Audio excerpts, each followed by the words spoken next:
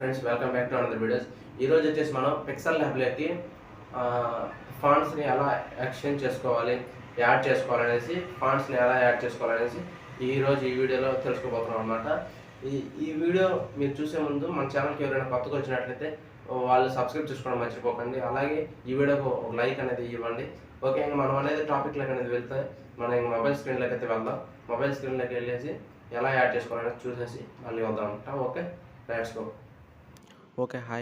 Hi guys. ఇప్పుడైతే మనమైతే mobile స్క్రీన్లోకి వచ్చాము. ఇప్పుడైతే మన క్రోమ్ బ్రౌజర్లో నుంచి నేనైతే ఒక జిప్ ఫైల్ అనేది సెలెక్ట్ చేసుకున్నాను. అదైతే మనం ఇప్పుడు 3 డాట్స్ మీద ట్యాప్ చేసి షేర్ అనేది చేసిన తర్వాత మన ఫైల్ మేనేజర్ ట్యాప్ చేసుకొని అక్కడ మనం ఏదైనా ఫోల్డర్లో ఫోల్డ్ చేసుకోవాలన్నమాట, షేర్ చేసుకోవాలన్నమాట. ఇప్పుడు నేనైతే ఫాంట్స్ అనేది ఉంది కదా, ఆ ఫాంట్స్లో అయితే షేర్ చేశాను.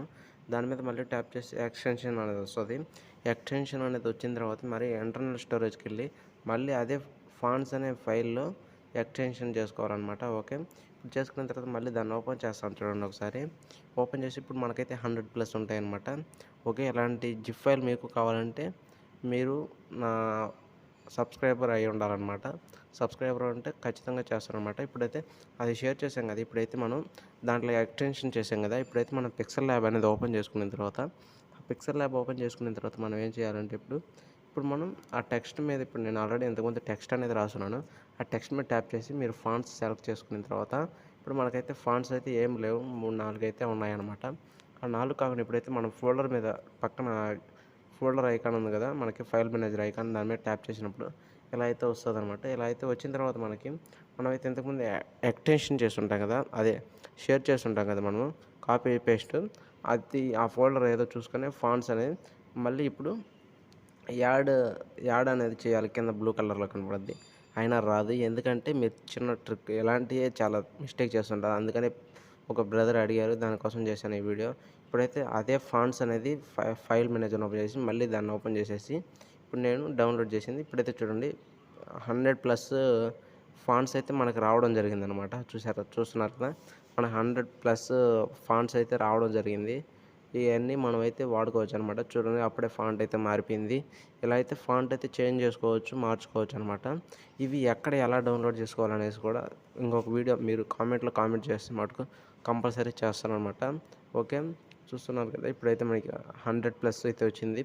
ఈ 100+ మీకు కావాలంటే మన ఛానల్ సబ్స్క్రైబ్ చేసుకొని ఏమాత్రం ఈ వీడియో తప్పకుండా చూడండి. తప్పకుండా చూడాలంటే మీరు బెల్ ఐకాన్ని యాక్టివేట్ చేసుకోవడం మర్చిపోకండి. ఓకే, ఇది ఒక బ్రదర్ అడగడం వల్ల పర్టికులర్గా ఈ వీడియో అయితే చేయడం జరిగింది. చూస్తున్నారు కదా, మనకైతే ఫాంట్స్ అయితే మనకి మారిపోవడం జరిగింది. ఏ ఫాంట్ అయితే ఆ ఫాంట్ అనమాట.